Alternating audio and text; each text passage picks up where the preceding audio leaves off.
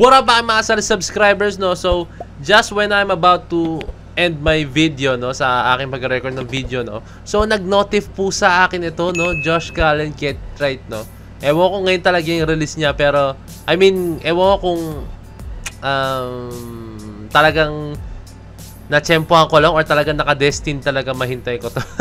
Pero ito, ayoko nang patagalin pa, no? So, without further ado, let's all, no?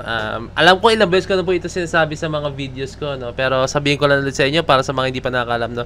Para sa akin, okay po ito. Sobrang okay po na yung ganito na yung alam mo yun, yung SB19 as individuals, nakikita natin na nagpe-perform sila or meron silang solo music video, solo song, no? Kasi mas dito ma-highlight yung other side nila, no? Kaya syempre, pag as SB19 ka, no, kailangan sumunod ka sa kung anong gustong gawin ng namumuno or what, no? Even though alam na si Pablo ang pinuno, pero syempre, ano yan, may sinusunod silang, paano ko ba i-explain to? Although may freedom sila sa kung anong gusto nila, like brainstorming, no? Pero alam mo yun, hindi yun to the point na kung ano yung gusto mo, yun na masusunod, no? Parang suggestion, pero at the end of the day, kailangan mag-meet yung suggestion yung lahat, no?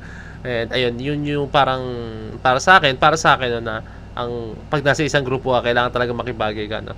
Pero eto, like individuals, no, mas ma-highlight po dito yung individuals nila, no? Tulad nito, si Josh, makikita niyo na gantong side na mga music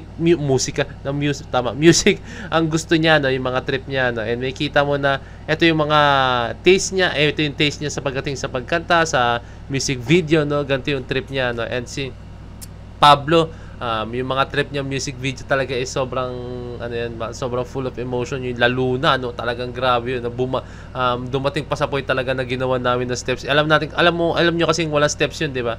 And ginawa namin steps, no, and kung gusto niyo makita yun, search niyo lang Point of Peds Luna, no, dance cover, hindi dance cover, basta dance video, no. And pag sinearch niyo yung pangalan ko, pag kinlik niyo yung profile ko sa YouTube, no, ayun agad yung unang lalabas, no, yun yung naka-preview, no, yung Luna, no.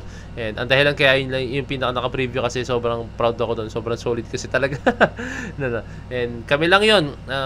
Wala kami kinuha videographer noon, talagang as in tulong-tulong lang talaga, no? Walang professional doon. Ako lang din nag-edit ng videos and nag-shoot. Nagpatulong lang ako sa isang kaibigan ko na kahit na paano may alam sa pagtitake ng videos, pero yun, ako pa rin yung bahala sa angles, no? Pero yun lang, sinare ko lang, no? And sino ba? Yun, si Philip, no? Grabe si Philip, mga sir. Yung kay Philip naman, dun mo nakita yung ano niya, yung kung ano siya talaga, like rockstar na hindi malaman, no? Sobrang kakaiba talaga. And si Ja at saka si Stel, no? Talagang susunod yan, no? So ito, tuloy natin, na napahaba yung kwento ko. Bad trip, akala ko talaga nag-lag siya or nag-stop, no? Nag-buffering, no? Gagi, ang cool.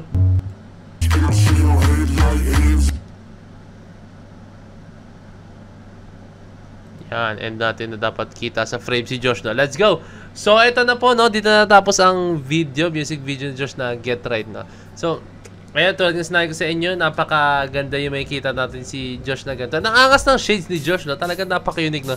May talagang unique approach siya pagdating sa fashion niya rin, no? Eh, isa pa to, no? Every SB19 member, may kanya-kanya silang panlasa pagdating sa fashion nila, sa kung paano sila manamit, no? So, nakaka-amaze lang, no? Yung mga ganong klaseng, na. Kasi alam natin, as SB19, dapat pare-pareho sila, no? Pero hindi. May kanya-kanya po silang karakteristik, may kanya-kanya silang ugali, may kanya-kanya silang taste sa music, may kanya-kanya po silang mga bagay na gusto talaga, no? And eto, nakikita natin na highlight po natin yung, na-highlight nila kung ano yung trip nila talaga, no? So, supportahan natin sila kahit anong mangyari kasi, alam niyo yun, yung mga gantong mga projects nila is isa to sa mga bagay na magpapaunlad sa SB19, no? Kasi, alam mo yun, pag nag-release sila ng bawat isang music video or solo artist, mas mabuboost po yung confidence nila, no? Like, pag nagsama sila sa isang grupo, mas solid po talaga yung yung as individuals and as a group, no. Kumbaga mas lumakas yung pundasyon kasi mas nag-train sila hindi naman nag-train, pero parang hinasa nila yung sarili nila na mag-solo artist, no. Pero tapos alam mo yun, syempre mas madali pag natutok, para sa akin lang based from my experience, mas madali na masanay ka na mag-isa kang sumasayaw kaysa naman sa nasanay ka na sa grupo ka sumasayaw lang, no, or nagpe-perform, no.